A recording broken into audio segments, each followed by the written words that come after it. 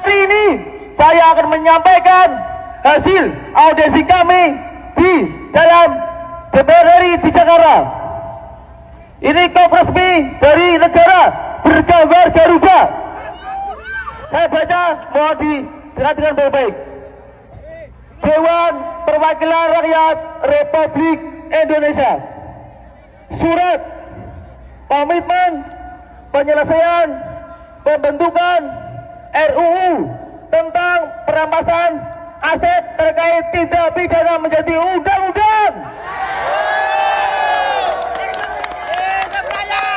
Kami, pimpinan Dewan Perwakilan Rakyat Republik Indonesia, dalam rangka pemberantasan tindak pidana korupsi dan tindak pidana lainnya yang merugikan keuangan, perekonomian negara dan kepentingan masyarakat, dengan ini berkomitmen: satu, bahwa DPR RI memandang pembentukan rancangan undang-undang tentang aset perampasan aset terkait tindak pidana sebagai salah satu agenda legislasi yang penting dalam memperkuat sistem pemberantasan tindak pidana korupsi.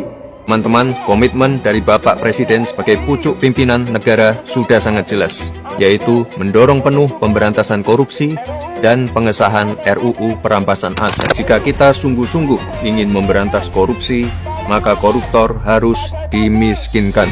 Para koruptor harus tahu bahwa kejahatan korupsi bukan hanya membuat mereka harus tidur di balik jeruji besi, tapi negara juga dapat mengambil kembali semua harta yang mereka curi.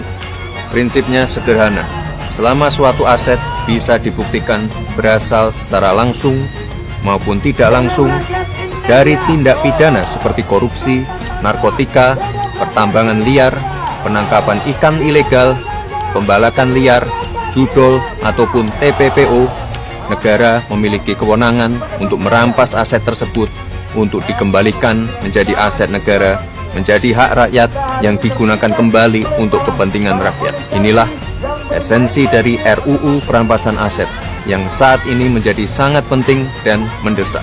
RUU perampasan aset ini merupakan pelaksanaan dari United Nations Convention Against Corruption tahun 2003 yang mengatur mengenai perampasan aset tanpa pemidanaan, yang menjadi semakin relevan dan penting untuk pemulihan aset negara, apalagi ketika pelaku tindak pidana meninggal atau kabur ke luar negeri.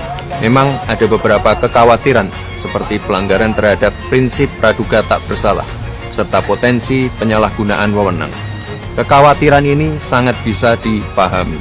Oleh sebab itu, pembahasan terkait RUU ini harus segera dilakukan secara serius, komprehensif, dan transparan, serta melibatkan semua pihak termasuk para praktisi dan profesional agar menghasilkan regulasi yang kuat dengan pengawasan yang ketat sehingga tajam kepada para pelaku namun tidak sewenang-wenang kepada yang bukan pelaku.